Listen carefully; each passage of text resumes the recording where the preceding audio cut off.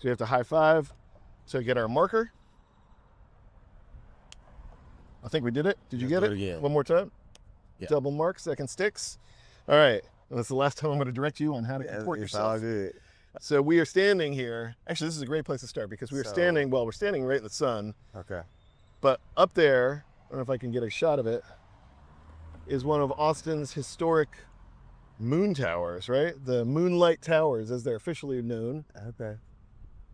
Famous from the Days of Confused Party at the Moon Tower. But anybody who knows Austin knows our moon towers. We're over on East 11th Street. What's the name of this neighborhood?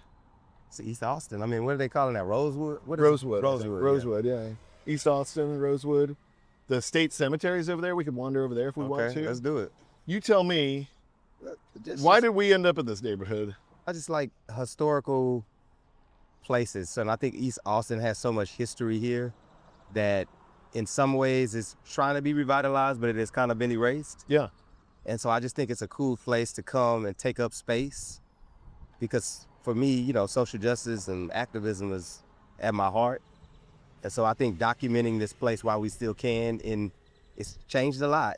It's changing every day. But it's changing every day, but there's a couple of things that have remained. And so I don't know, I just enjoy being in this space. Well, I love being in this space for two reasons. One, I live about 10 blocks that way. Okay.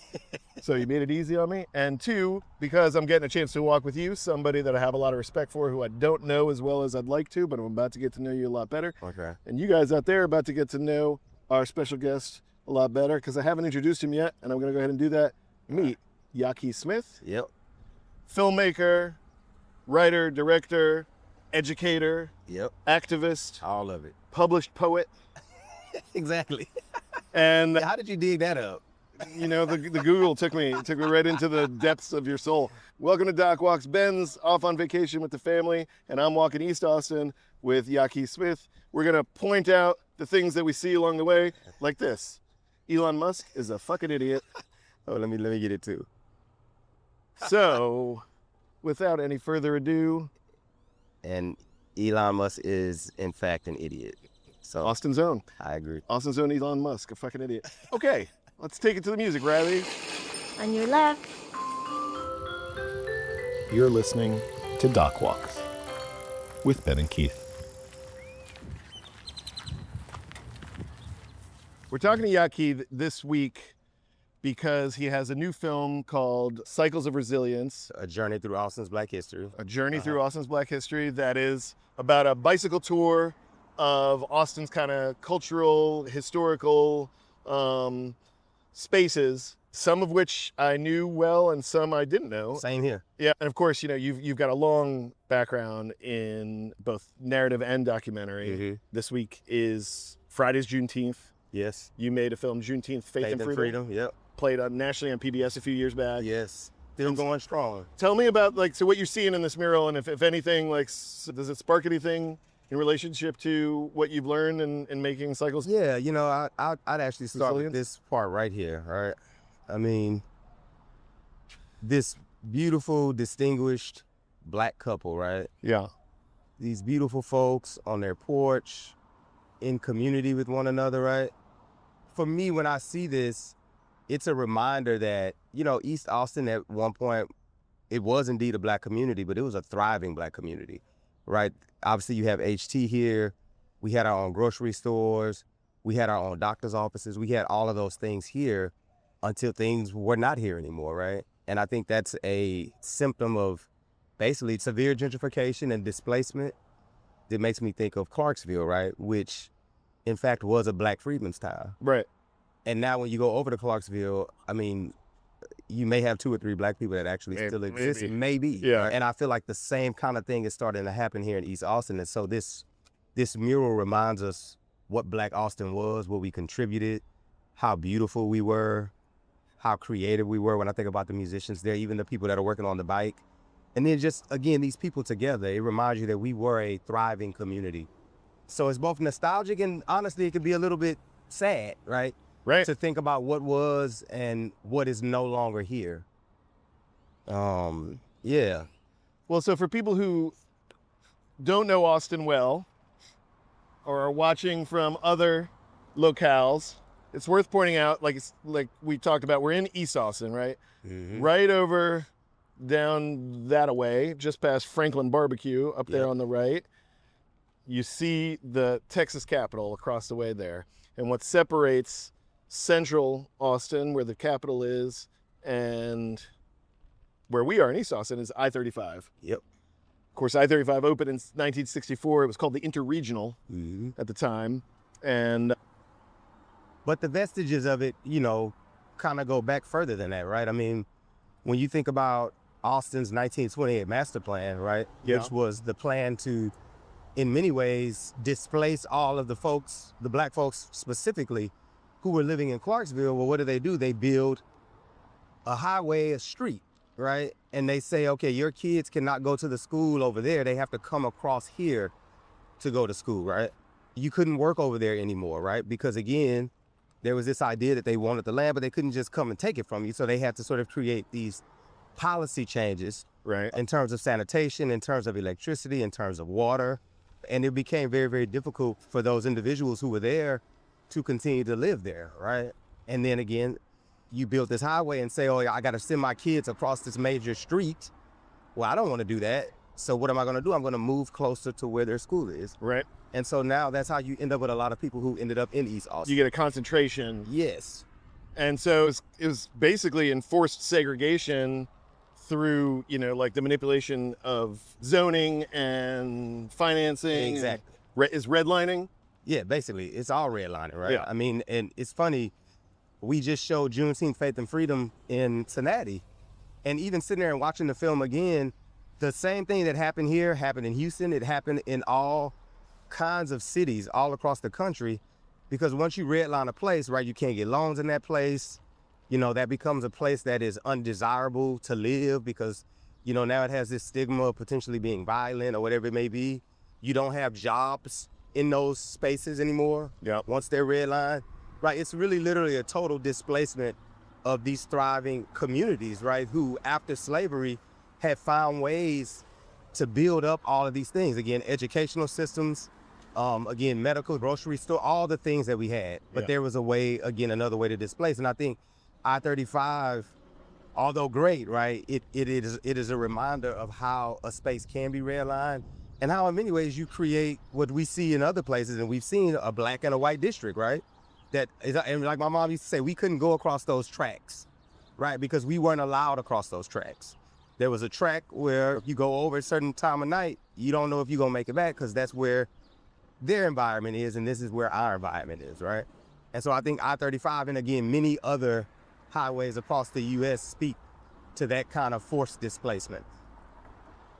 It's kind of a double-edged sword. Like, it's incredible to celebrate like the community that East Austin represented. Yes.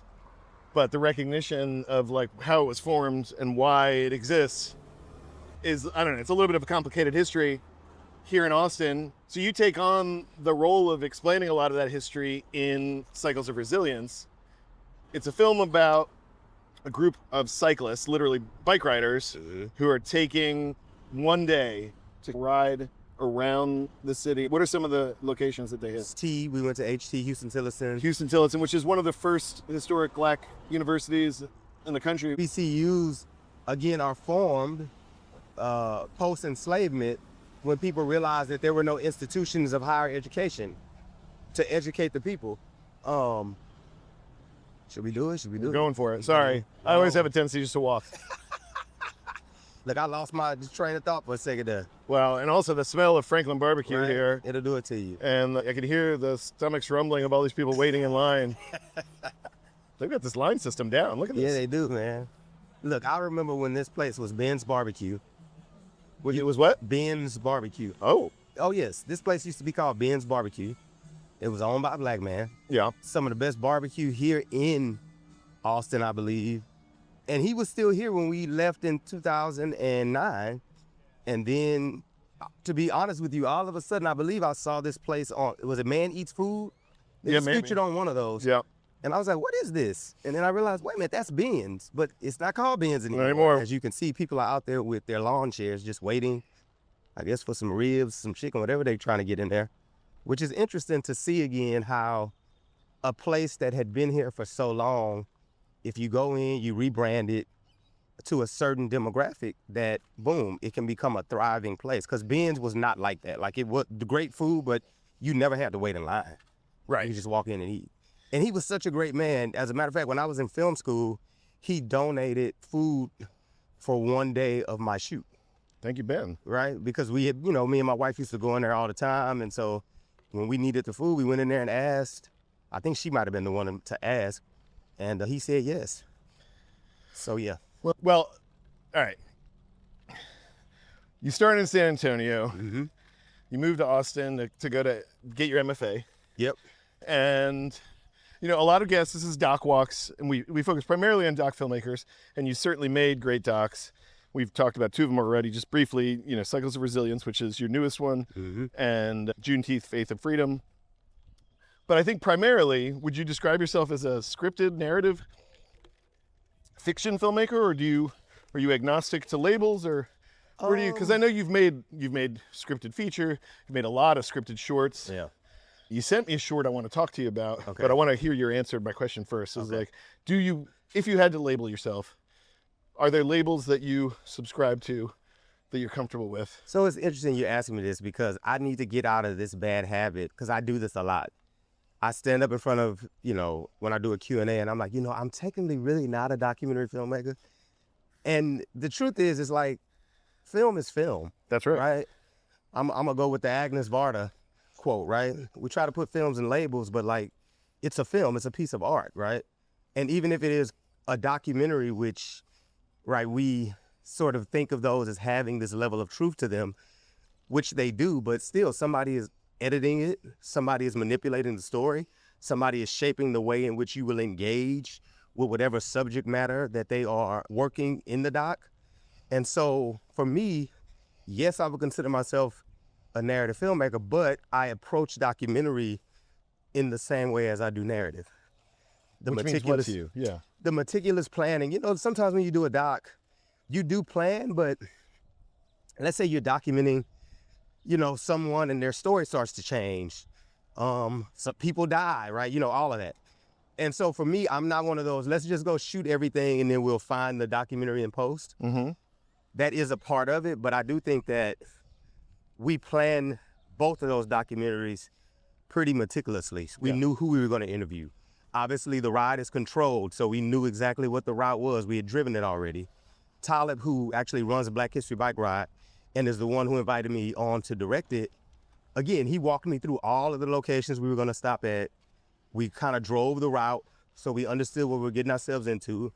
Again, we, had a sort of a master list of all the people that we were going to interview. It felt very much like setting up a narrative film to me. Yeah.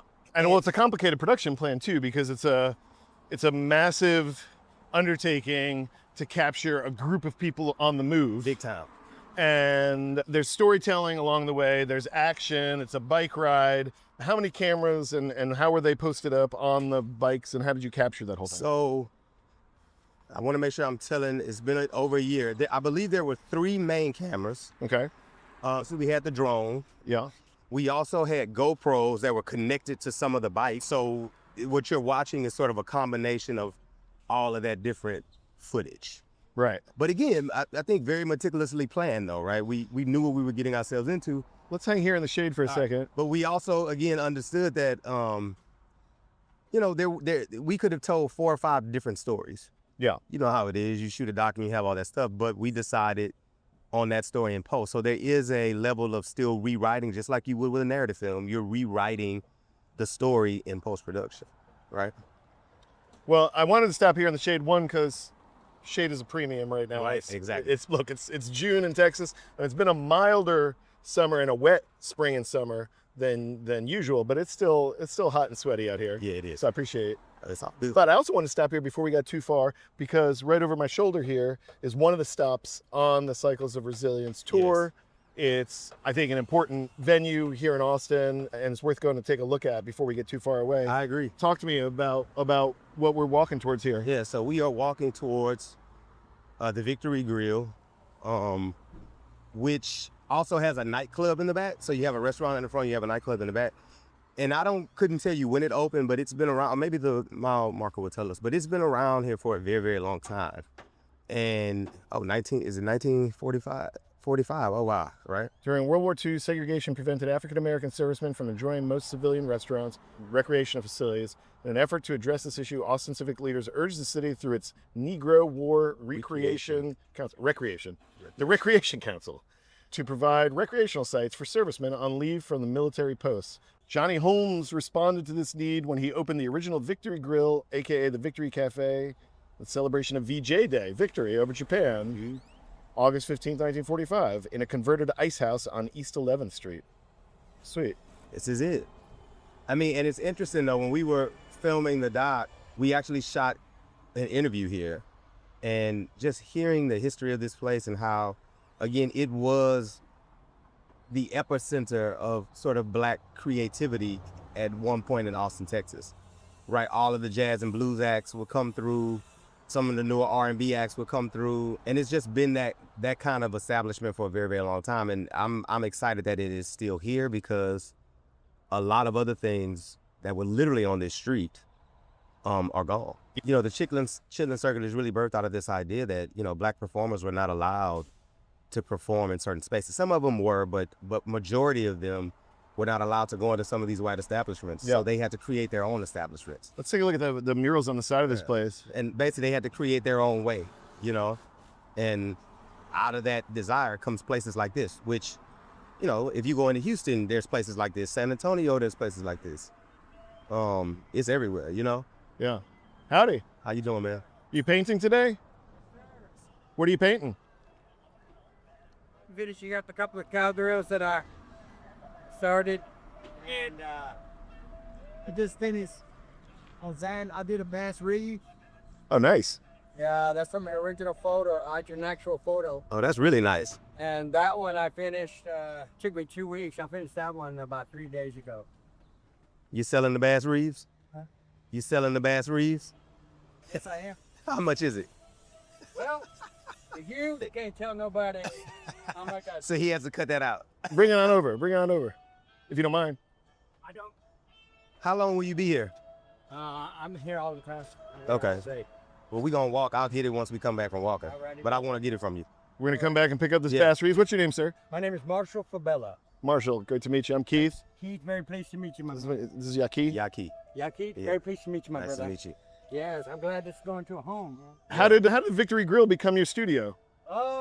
I was a chef here, working for about a year, and then I decided to get back into my art, so I just combined the two together. Like, I'm not working right now, so I look at my art, and I find that by standing out in front, like sitting out here, I don't go like, hey, would you like some nice artwork or something? I just sit here and work on something, and people come by and they buy some nice. Yeah. And I've sold more here than any location around Austin, believe it or not. Wow.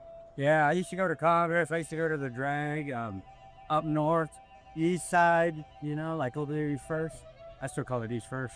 But it's just the community. There's a really good sense of community here. And the people, once they got to see me and know me, I would talk with them and stuff. Next thing you know, I would make something. They're like, oh, I want that one. Yeah. And then I do commission work too. So Show me that Bass Reeves. What do you know about Bass Reeves? Bass Reeves was the first black U.S. deputy marshal back in 1800, well, late 1800s. And he became friends with, actually like family with the Cree, the Seminole, and the Comanches. So he was like family to them. So he was able to bring the settlers through their territory. And he was making thousands of dollars, believe it or not. Wow. Yeah, back in the 1890s, he arrested 3,000 people. And he was known to be very serious about his job. And he actually went and hunted down his son who had committed murder and arrested him. He had a warrant for his arrest. Hey. And Bass Reeves went and got him. But that's about it, all I know about. All right, that's plenty. That's a lot, yeah. Yeah. Cool. Well, it sounds like we'll be back. Sorry. All right. Well, that's exciting. It is. Nice grab there. Yeah. Okay, so what we were before we, one of the things I noticed on these episodes, and if people are still paying attention, it's not because of me, because I feel like I do a terrible job of hosting these conversations. I skitter from subject to subject like an ADHD rattled brain. It's all good. I don't mind it. Like, ooh, flowers. We were talking about Agnes Varda and film as, you know, an art form that shouldn't necessarily be labeled. And I'm glad I asked you if there were any labels that you put on yourself, because I'm always a little suspicious, because I'm not comfortable really calling myself any one thing. Yeah. And so, I don't know, what do you think drives you as an artist, as you like seek to clarify your identity as a creator? Yeah. I mean, I think one thing that I had to come to terms with too is just like allowing myself to do all kinds of creative work. Because I think for a while I just was like, okay, Key, only thing you need to do are these like social justice pieces, right? Which I'm always going to do those sort of activist, artivist types pieces. But I do think there's something about stretching myself and doing something completely different at times. So like I'm going to be directing a multicam live audience television show, Paramount Plus show at the end of July. Okay. It's Tell me more about that. Yeah. It's called The Miss Pat Show. Comedy, very raw and raucous comedy, but I've never done multicam. Yeah. You know, I shadowed last year on the show, but I want to do this because one, I like the show, but also it's going to stretch me creatively, right? And it's going to just add another sort of thing that I could put on my CV when somebody's looking for multicam. Guess who's done that? Me. I think for me, I'm just looking for a challenge. I am looking for the heart of a story, right? It does have to speak to me. And it does have to, in some ways, speak to some of the things that are going on in society. I just don't want to do like fluff stuff, right? Right. I really do believe that as an artist, I can use my art to start conversations, to make change in the world, right? And so I'm always thinking about anything that I get into, is there a possibility for this particular project to actually do those things? I didn't have to really sit and question, why am I getting involved in this at all? And again, that can take a documentary form, that can take short narrative, feature narrative, music video, because I do think that every story has a certain medium that it wants to be told in, right? I think there are certain things that have to be documentaries. Yeah. Right? And I think there are certain things that really have to be narrative. And again, that could be narrative short, that could be a micro drama, whatever it is, because those things may not necessarily work in documentary form, and vice versa, right? I think there's some documentaries that may not ever work in narrative form, right? And so again, for me, it's just about challenging myself, finding projects that I'm passionate about, and really finding projects that I feel like add to the world in a positive way, right? To it. Let's head this way, because this is. Are you down for a walk through the cemetery? Why not? Why not, right? We doing it now. This is the Texas State I'm not scared of ghosts. All right, so we're coming up here on the Texas State Cemetery, and I'll be honest with you, I don't know the exact history of the space. I know this is where you'll find Ann Richards and, I don't know, probably Sam Houston or some other. So this is a cemetery for like Texas dignitaries? Yeah, the Okay. Texas dignitaries and other assorted rich white people is my guess. That's what I was going to say, is I don't know. Yeah, you might have to pay a big amount to be buried in. I'm not sure how it works, Oh, but yeah. it's a beautiful space, Yeah. and it feels a little bit like that famous shot from The Third Man, or the end of The Long Goodbye over here. Let me get the other angle of it there. There you go. Hold on. There we go. There's a long goodbye. Yeah, you know, I don't know if I've ever actually Happens every day. been in this cemetery. Obviously, ride by it all the time, but I've never actually taken a walk through here. Yeah. Well, there's a different history doc, I think, that Yeah.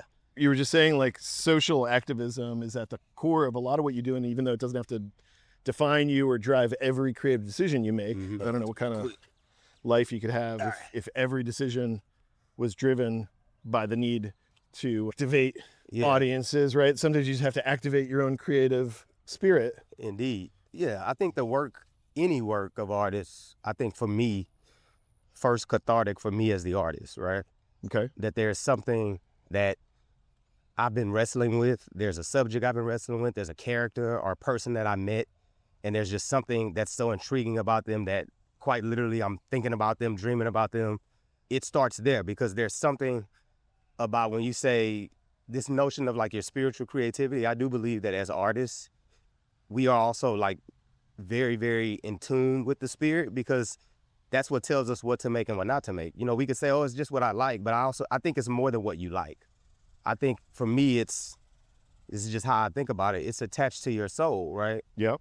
Because there are some things that I'll write down and it won't be until 5 years later that they come into being, but I had to get them out. I had to write them down because there was something about it again that first compelled me, and then there was something about it that just arrested me, and then there's another thing about it that would not let me go until I actually brought it to fruition. That's how I think about my creativity. I'm not that far off from you on that. I'll be honest with you. Like there's a thing that's happened to me several times in the edit room when I'm working with old footage sometimes. Sometimes it's footage that I shot a year ago. You know, it takes a while to get to the edit process on stuff, or the edit process can spread out over months and years. Mm-hmm. Or pulling out like an old hard drive or an old tape, like real old, 5, 10, 15 years older, and stick it in, and you're watching a piece of almost raw footage unfold, and I'll see something and I'm compelled to make a comment about, typically critical of my camera work, and then a moment later hear me in that moment a year ago or 5 years ago make the exact same comment. Mm-hmm. And you realize like, oh, we're hardwired for this, right? We come into this world with an identity, we adjust it all the time. Mm-hmm. We're tweaking, but who we are and what we express and how we see the world is kind of baked into who we are. Yeah. And it comes across in our work. There's Stephen F. Austin buried right over there. Or at least a statue of him. Oh, I see it, okay. Maybe. Let's go check it out. Let's see. But yeah, I mean, I believe that. I mean, obviously we evolve, we change, we sort of add new ideas, right, to our creative repertoire just based upon the interactions that we've had. But I agree with you that at our core, we already know the types of work that not only attracts us, but the types of work that we feel like we will be compelled to make, right? Look at this guy over here, Earthman. Earthman, who is that? I don't know, you gotta love somebody named Earthman. And I mean this with all respect. Well, we walking over these people's permanent home, but okay. I think they're okay with it, don't you? I mean, the man's name is Earthman, for Christ's sake. Like he's gonna embrace. Look, this is Earthman's final resting place. I don't know. This is a first on DocWalks. Oh wow, that's new, 2024. Oh well, here's to you, legislature attorney, businessman, and deacon. Yeah, I don't know this guy. He was a deacon. And his wife is. She's still with us. They're just prepping. Wow. Okay. Let's find. There's Stephen F. up there, the big old. He's pointing. I'm pointing at him. I hope it's okay for us to be walking through. It's probably not, but we in here now. We're in it now. Oh, there's Bill Wittliff. Oh wow. Okay. Bill Wittliff, the writer of Lonesome Dove, the miniseries, right? Barbarossa, Wow. The Cowboyed Way, producer of Red-Headed Stranger, and director. Wow, Perfect Storm, Honeysuckle Rose, Black Stallion. Bill Wittliff's got an incredible collection down at Texas State in San Marcos. It's a great archive. I don't think I knew he wrote The Devil's Backbone. No, and The Sinkhole and The Fork. All right, we're learning. Oh, wow. Sarah Weddington. Sarah Weddington is a giant in Texas history, and I'm curious if you could tell where she's rolling over in that grave right now. Sarah Weddington is the attorney who brought the Roe versus Wade case to the Supreme Court. And what a powerhouse she was. Well, yeah, I mean, what's written on her tombstone, I mean, it's all the things. Professor, advocate for women. You can see where people have placed these stones at the base of her. She would be unhappy right now. Yeah, this is not the Very moment much in time so. to represent. But I like that she's right here, Yeah. 2 spots over from our Stephen F. city's Austin. namesake, Exactly. Stephen F. Austin. I don't know. He looks a lot like Abraham Lincoln. I never knew that. I don't know that much about Stephen F. Austin. I don't know much about him either. He's the father of Texas, they say here. Born in Virginia, died in Brazoria County, Texas, 1836. Wise, gentle, courageous, and patient, he was the founder of a mighty commonwealth. All right. Okay. Thank you, SFA. Nice work by Pompeo Capini, the sculptor. Yeah. I mean, look, we are both filmmakers who have spent a lot of time kind of like digging into history. And what you find when you dig into history is that, one, you got to have a sense of humor about the past, because there's so many tragedies and there's so many traumas and there's so many injustices that stand out. But there's, great humanity at the same time. And I think nobody represents that more than our friend right here, Barbara Jordan. Yeah. I mean, it's interesting thinking about, kind of going back to what you said about history and digging into history. It's both enlightening, right? Obviously, because, you're learning something, so you're illuminated by that knowledge. But it can also be, kind of devastating too, right? Because you begin to find out things about people that you just didn't know. Yeah. Right? And I think that's sometimes the danger, right? But also the necessity of it all. Right. Because when I think about right now, this notion of, Texas wanting to basically just rewrite history in terms of like textbooks, book bans, what we can teach and not teach, what we can say and not say. It's like, that's why this history is so important, right? Regardless of how painful it is, regardless of how sometimes contradicting it might be, right? It's necessary that we know it and we understand it. Because without that, then you have people who can rewrite it, and if we're not knowledgeable about it, we'll just believe whatever it is that they tell us. That's right. And I think that's the dangerous thing that I feel like is happening right now. It is a dangerous and challenging time right now for people who are awake and paying attention in Texas. Yeah. Because the people who aren't paying attention are letting the rewrite kind of happen broadly, right? Exactly. Here in Austin, the public schools are in peril financially. Big time. And how many did they close? 9 or 10? Something right around there. And I think they just discovered that they had another $47 million shortfall that they didn't even recognize. And so the state government is threatening to come in and take over the public schools. And of course, that's run by Greg Abbott, who... It's gonna be a disaster. Yeah, I don't have any respect for his take on what public education should be. Yeah. And of course, even the university. I mean, I don't want to get you in trouble. You're on faculty over there.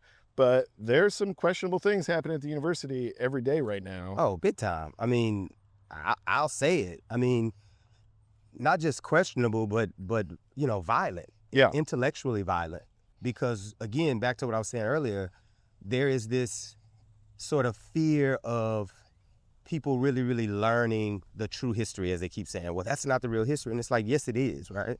Just because we've learned something in a particular way for most of our lives, right, it doesn't mean that it was right. And so I think it is necessary, again, that we do the digging. And I think institutions of higher education right now, they are trying to limit the digging, when in fact, that's the whole point of creating a university system and creating tenure, right? So that we could have free thought, right? Oh, wow. Said Benson. Wow. That's awesome. I didn't know he was buried out here. Yeah. That's a sad one. He's not much older than me. Well, this exact subject we're talking about. Okay. About intellectual manipulation of facts and institutional, like, authoritarian rule over intellectual thought and teaching is very much at the heart of one of your newest films. Yes. Angels Watching Over Us. Yeah, Angels Watching Over Me. Angels Watching Over Me. Yeah. You watched it? Yeah, you sent it to me.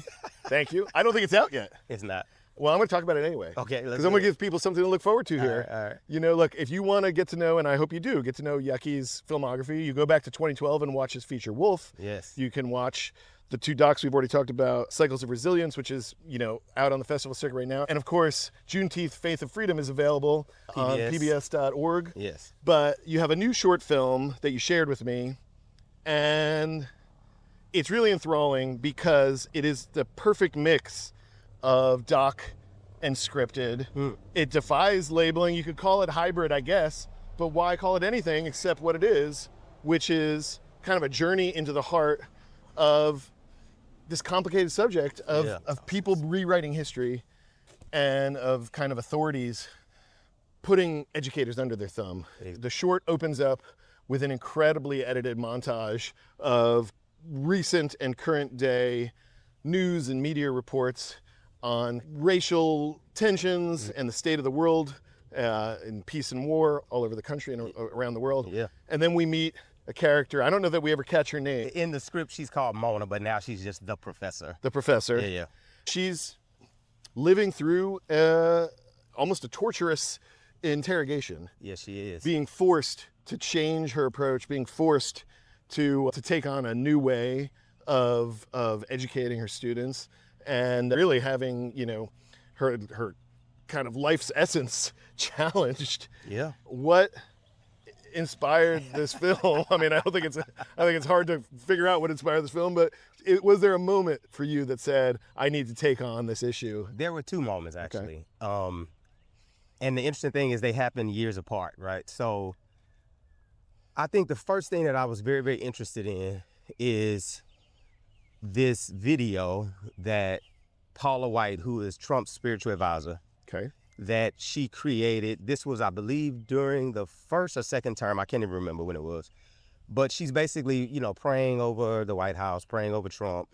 The irony of her being Trump's spiritual advisor is a lot of people don't know that 20 years ago, Paula White was like the white female preacher who was basically invited into all of the black spaces. Okay. So she was, I mean, people would pack out, I can't say stadiums, but, you know, churches, 5, 6, 7,000 people would show up, wait in line to hear Paula White speak. She represented a bridge between kind of spiritual communities. Yeah. We went to hear her preach. We loved her. We supported her. To now be aligned with this administration, which is really antithetical to everything that I consider being a Christian to be, right?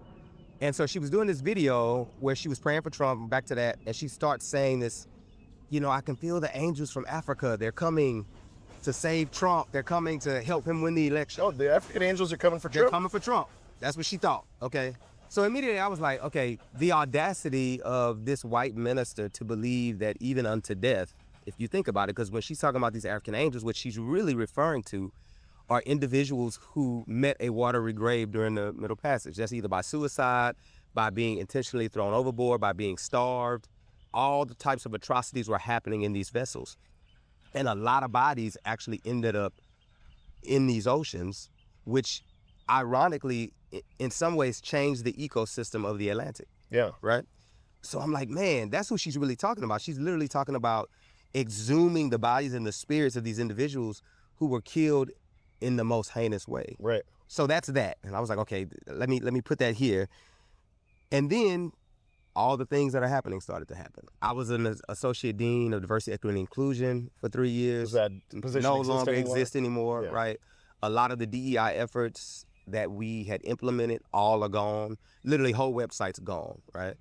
And then even beyond that, you started to see that there were instructors, professors, some tenured track, some just adjuncts coming in on these maybe year-long. It's like you start seeing professors literally being fired. And so for me, I was like, I want to take this idea of this attack on, again, intellectual freedom and curiosity and really freedom of speech. And I then want to couple it with this notion that of anyone that could be called, we're calling these black angels to, again, help us continue this deep repression that is happening. Yeah. Right? Regression. Yeah, and regression, yeah. And so, boom, I was like, okay, how do I merge these two things together? And the first thought that came to my mind was, okay, this, again, the professor, she's teaching these radical views. They're accusing her of, in some ways, inciting violence and basically almost being like the ringleader of student protests on campus because she's secretly meeting with students and telling them their rights. That coupled with, well, who would save her if she was indeed kidnapped, right? And out of that came the script. These angels. These angels. And also, I'm a deeply spiritual person. And so I do believe in like the spiritual realm, meaning that we're not just fighting a physical battle, we're also fighting a spiritual battle right now.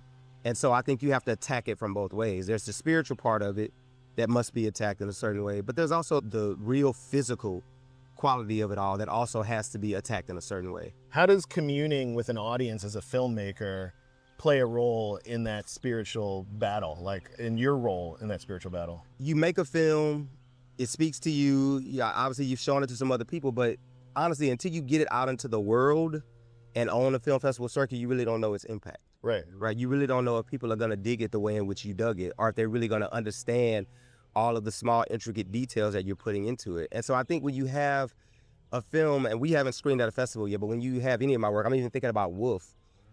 When we would screen that work, it was so interesting because there were people in the audience who would stand up and say, I've never said this publicly, but I was sexually abused as a child. Well, and I was told to stay quiet, and I was told that I shouldn't say anything, right?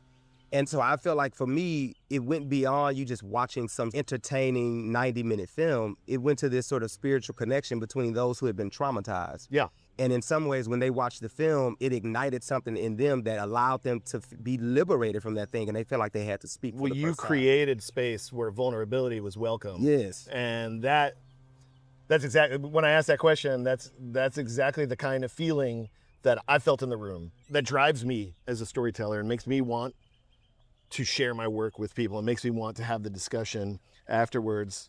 I was very fortunate years ago to meet, legendary filmmaker Barbara Kopple. Yeah. And she came to a screening of my film Tower. We were at a filmmaker brunch at the Savannah Film Festival. And she said, I walked in the door and she said, what are you doing here? I thought your film is screening in 15 minutes. And I said, well, it is, but I'm gonna be there for the Q&A, but I thought I'd come to the filmmaker brunch and meet all y'all. She's like, no, I'm just grabbing a plate because I'm gonna go see your film. That's awesome. And you need to come see it with me. Well, I'm not gonna say no to Barbara Kopple. So I was like, Exactly. sure. So I went and saw the film with her. And as we were walking to the theater, she looked at me and she said, you need to never pass up an opportunity to watch your film in the room with an audience, no matter how many times you've seen it, no matter how sick of it you might be at that moment, because this is what it's all about. Yep. It's about the energy of this room and the connection that you were seeking when you made the film. This is where it exists. Yes. And we watched that film and she reached over and she held my hand through most of the movie. One of those moments I'm never gonna forget. It's very easy when you're a filmmaker to get kind of bogged down by the fatigue, right? But if you have a chance to make that connection with an audience, that truly is what it's all about. That is what it's about. And when you say you're a spiritual person, like to me, that's where the spirit of art and filmmaking transcends the budget, the challenge of the workday, the difficult phone calls, the collaborative issues, right? That moment in the room. Big time. Film is really in my opinion, it's a community-oriented art, not only in the way in which you make it, because it takes a community to do it, but also the idea that you are going to take something that you made, export it from your laptop, and then screen it for a broader audience. That's what this thing is really all about, because you made it so that people could interrogate it, so people could interact with it, so people could be touched by it, liberated from actually experiencing whatever it is that you put in front of them. And hopefully that actually gives new life to the work, right? Because I do think that word of mouth and audiences sort of talking about the work, that's what keeps a film going. Yeah. Right? A film can be going 10, 20, 30 years after it was made because an audience says there's something in this film that even though it was made in 1970, it's still speaking to me now, right? And I think for me, those are the types of works that I want to make, that even when I'm long gone, that people will pop it in. I guess we won't have DVD. I don't know what we're going to have in. Right? Holograms. Holograms. Hologram right? inside your eyeball. There we go. They'll hologram it up and they'll still watch it and still feel that thing that I felt when I was making it and the thing that I felt when I started to show it to audiences when I was actually in the room. Right. That's what this thing is all about. In my mind, if we're not thinking about it that way, I think we're doing a disservice to the art. We're not honoring the art, and I don't think we're always honoring the audience and the experience that they will indeed have with either a good film and a bad film, right? Right. But there is an experience that you have when you consume a piece of media. Because again, it's connecting with you on a cellular level, man. I know I've watched films and they sat with me for years and years after I watched them. Because there was something about the message there that spoke to me and literally planted a seed inside of me and it just would not let me go. Right. And I think for me, that's the sign of really, really, really good art. I'm going to come back to that because that's how we end our conversations, is talking about the films that inspire. Okay. But this week is Juneteenth. Yep. We're walking through East Austin. We just right over here by the Victory Grill, and there are signs all around town that say Juneteenth parade, expect delays. Mm-hmm. You made Juneteenth Faith and Freedom. What did you learn making that film, and what do you hope audiences get from it? It's interesting. So I'm from Texas, as we already said. And so Juneteenth is not new to me, right? Grew up celebrating Juneteenth. We had parties that were centered around Juneteenth.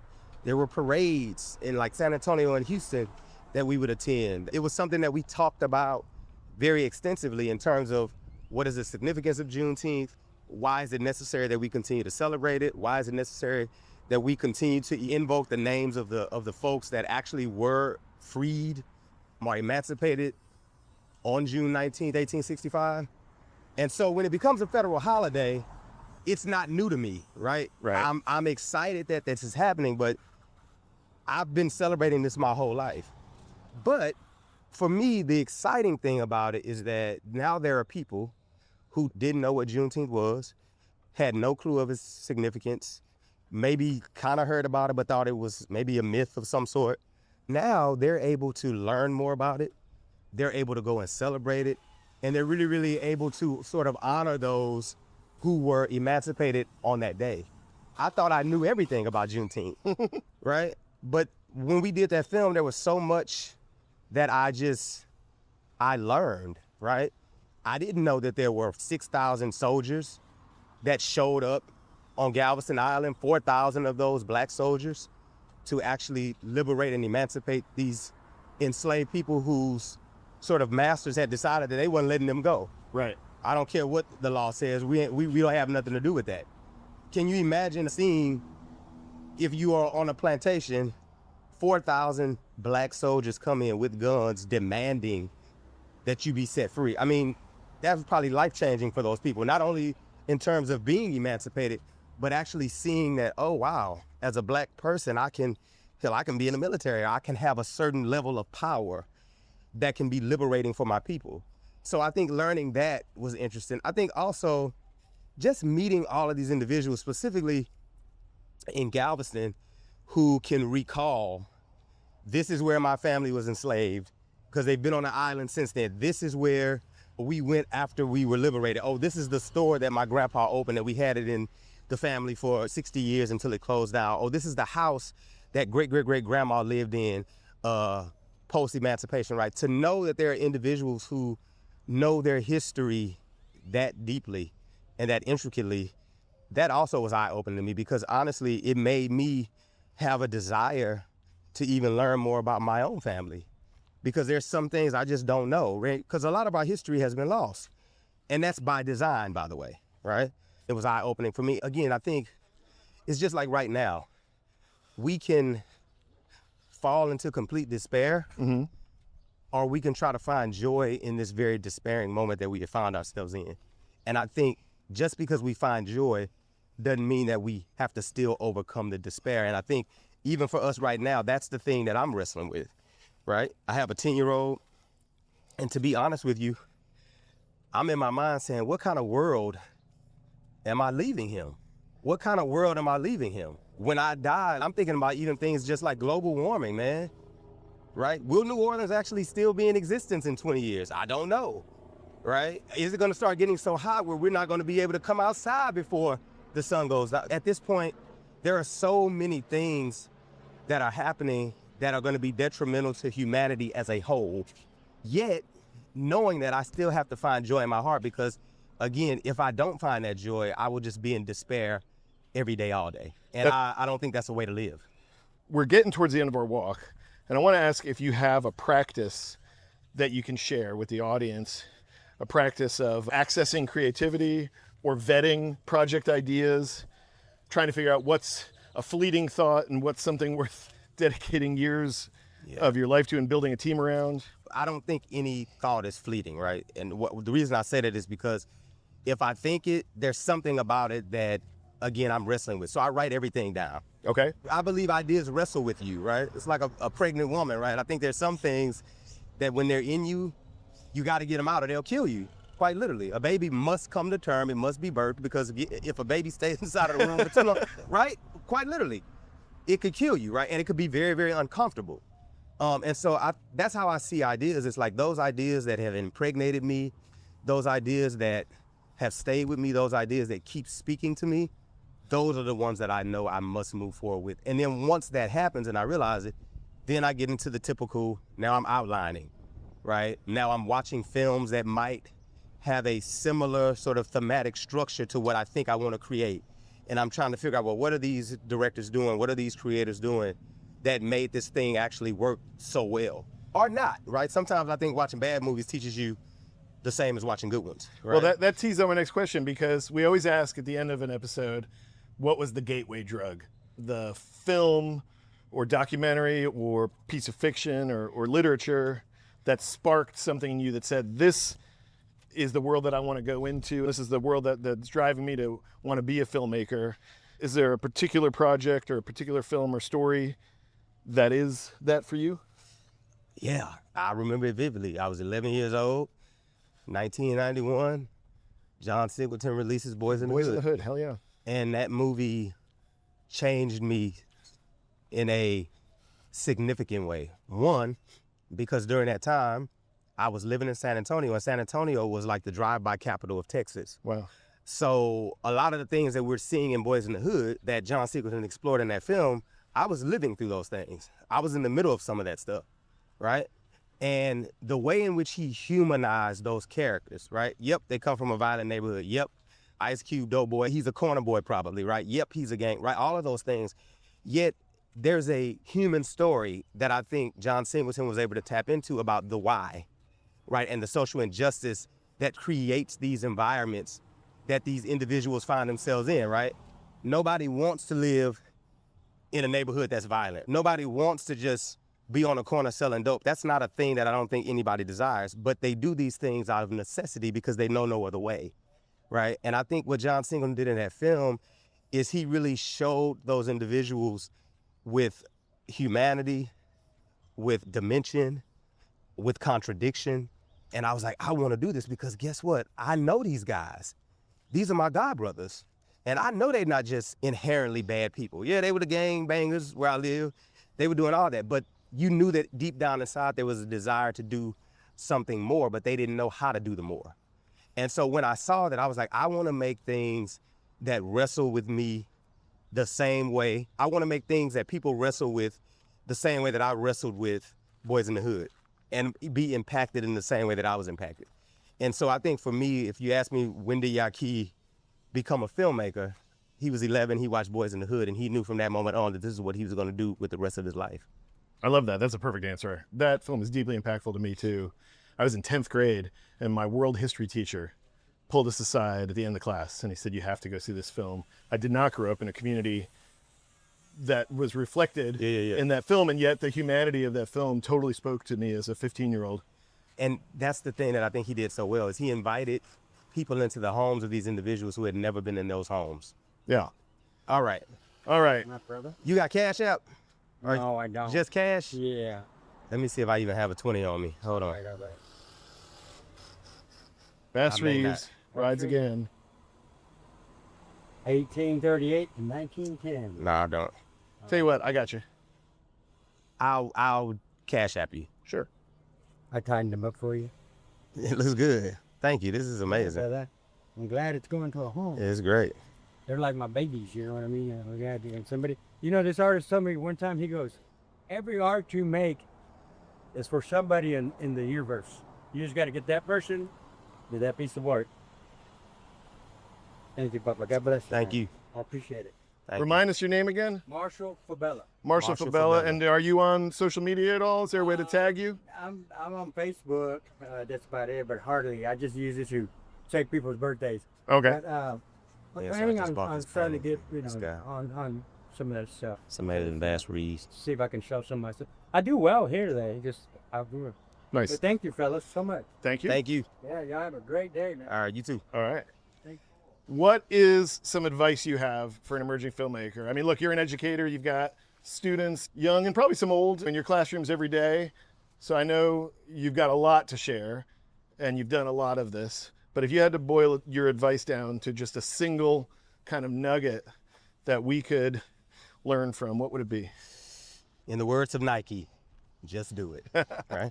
You're not the first to say that. I have to tell you, it's funny. We've been doing this podcast a little over a year. When we asked that question, we've probably asked 70% of the people on these walks that exact question. And I don't mean to make light of the advice. No. What I mean to say is this is the advice, right? This is what it takes. You've Man, got to commit. You've got to commit, just. and you got to like, even me, I'm making short films almost every year at this point. Yeah. Right? I'm not making any money off of these films. They might not all be getting into film festivals, but the reason I'm doing it is because what I'm continuing to do is strengthen my filmmaking. Yeah. I'm working my creative muscle. Get reps in. Yeah, you have to get your reps in because it teaches you. I tell my students all the time, if you go into a project and you're not afraid, I'm not sure if that's the project you should be doing. Any project that I go into, there's a certain level of fear that comes over me. Why? Because I am pushing myself creatively. I'm experimenting with form in a new way. I mean, Angel's watching over me. I've never really done anything quite like that before. It's dramatic. It's surreal. It's a documentary. It's all the things. The editing is on point. I've noticed in the credits of some of your work, you work with an emerging filmmaker that I've been aware of. And I met him once briefly when I was a speaker at UT, and I was impressed by him, a young man named Creighton Gerst. Oh, yeah, that's my guy. Yeah. He was an MFA student of mine. He just graduated, actually. Yeah. And the ironic thing is the way Creighton and I first worked together was on a Revelator project. Okay. So I Started did a commercial? Yeah, I did a spec for Nike. And Creighton is kind of like the Super 8 guy. Right? He shoots a lot of Super 8. Okay. And I knew that I wanted this commercial to have this almost vintage feel to it. And so I was like, well, I want to do some Super 8. And at first I was just like, well, why don't you just come out and do the Super 8 and we'll hire another DP. But then after we really talked about our vision, his vision, what he could bring to the project, I was like, well, why don't you just shoot the whole thing?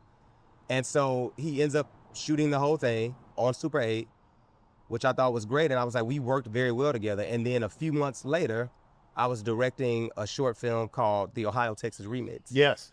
And Creighton came on board. I brought him on to shoot it. We've been shooting together ever since. He also shot Angels Watching Over Me. Okay, I was wondering because the director's cut I saw of Angels had no credits. Yeah. But I was impressed with the edit, and I was impressed with the way it was shot. Who's the editor on that? That's me. Nice work. Nice work. And I have to say, it wasn't necessarily by choice. It was a necessity. I had 2 editors that had to drop out because they got other jobs. Right. And so I ended up basically saying, you know what, Yaki, you need to pull out the Adobe Premiere. You need to figure out how to use it again because I hadn't edited anything since 2020. Okay. And I was like, let me do it. And I think, I'm impressed by the editing. Just do it. Just do it. Let's head across the street here one more time. We're going to revisit our friends here in the mural. All right. And we'll wrap it up. I'll ask you... And also, let me say Please. something else to these filmmakers. Like, also, don't let fear of failure stop you, right? Say more on because that. this is such a difficult career path. You might not make any money for a long time. You might not get the recognition that you think you deserve for a while. Your family might say, what the hell are you doing? You're never gonna make any money doing this.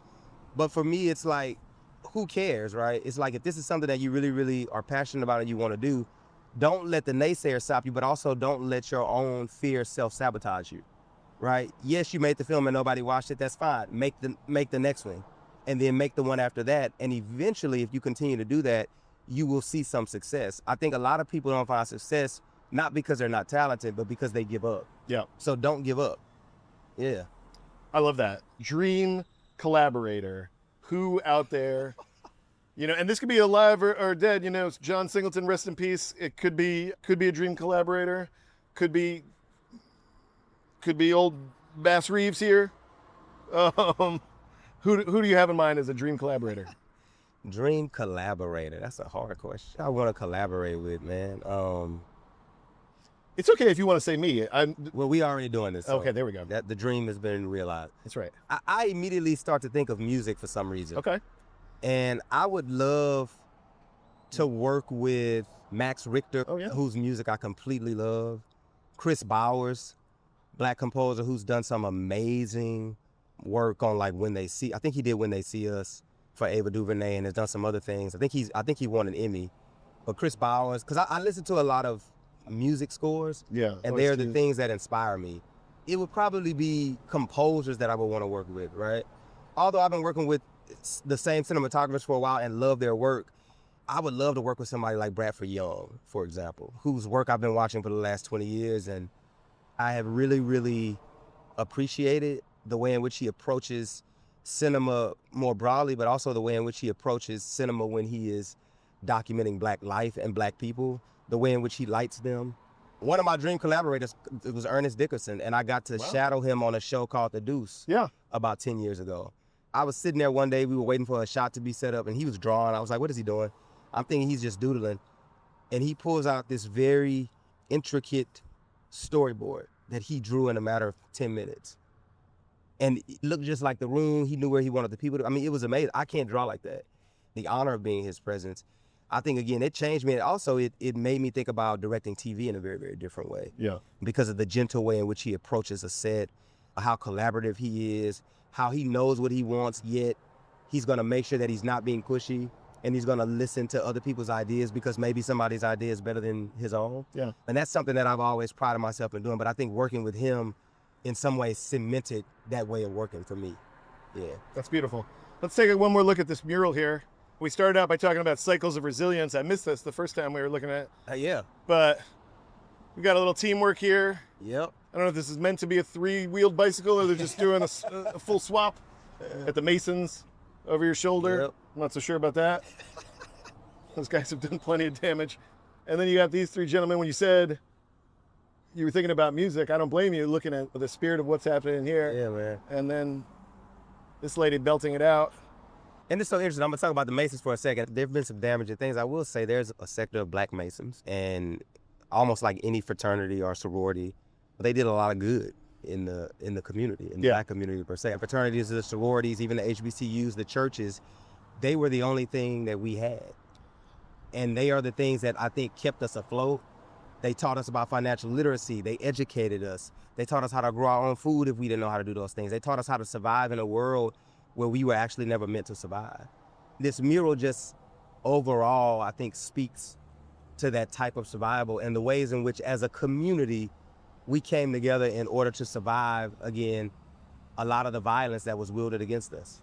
But without these people, without this community, I think there's a lot of like Black history that we just could not know. You know? I think if you had to go through the transcripts of now almost 60 episodes of DocWalks, the number one word you would hear is community. Yeah. The way that you've engaged with the community through storytelling that engages Black audiences and deals with both Black history and present tense stories of Black life. You are a substantial like pillar in the filmmaking community, certainly here. Am I? Yeah, I think so. Like you're showing people like Creighton. He said it and I didn't. And you're giving access to people like me. And it's just like I said a moment ago with Boyz n the Hood. I didn't grow up in that world, and I may not be number 1 on the list of people that John Singleton was trying to talk to, but I hope I was number 3 or number 4 because he really did talk to me. And he gave me access and shared with me something that I didn't see around me, and yet I still saw myself in those characters. Yeah, it's a Black film, obviously, but I do think John was making the film for his community, for us, but I also think he was making it for folks like you, because until you see images like that on screen, you have these very stereotypical ideas of who a person is, what their environment is like. I mean, even think about going back to my God brothers. It's like, I knew those guys as human beings. I saw their vulnerabilities. I saw how they masked those vulnerabilities with gun violence, with fighting, with all the things. But deep down inside, they were human. And I think when you're from the outside looking in, you don't see them as human. And I think what John Singleton was attempting to do was to paint a very humanistic portrait of a community that had been vilified for years and years and years. And I think he did a great job at doing that. Humanism is, I think, to me, what it's all about. Yeah. That's what I was saying. The compliment I was just paying you is that you are a part of that continuum. You've given people access into your insight, your perspective, and through this walk, we've grown the community of DocWalks, and certainly my spirit is full. I'm glad you're taking home this Bass Reeves. I am. It's an amazing, amazing painting that this guy did. I can't wait to find a home for it. I collect art, so I got to figure out where I'm going to put this. All right. Well, let's wrap it up, I guess. All right. Anything we didn't get into? Anything we should have talked about? Nah. All right. I think we covered a lot of ground. Okay. Yeah. And if we did, we'll save it for the sequel. Let's do it. All right. I love this. We should do it again. Yaki, thank you so much for your time. Thank you for having me. Once again, I've just kind of wandered into the street. You're going to get us run over. You know, I believe we both put out enough aura to tell the drivers of the world we're worth There you go. we're worth a hesitation. We're worth a pause. Yaki Smith, my friend. Thank you, sir. Thank you. Yeah. And with that, let's talk about what happens next time on DocWalks. Next time on DocWalks, I walk solo with Lauren Huff. She's an essayist and memoirist, not a filmmaker, at least not yet, although she does write nonfiction. And her first book was a New York Times bestseller. It was co-narrated as an audiobook by Kate Blanchett, and it was called Leaving Isn't the Hardest Thing. Her new book, Monster of a Land, On the Road in Search of Modern America, came out the week that we recorded our episode. It's a fantastic conversation, and I think you're really going to love Lauren Huff. So stay tuned for next week's episode of DocWalks.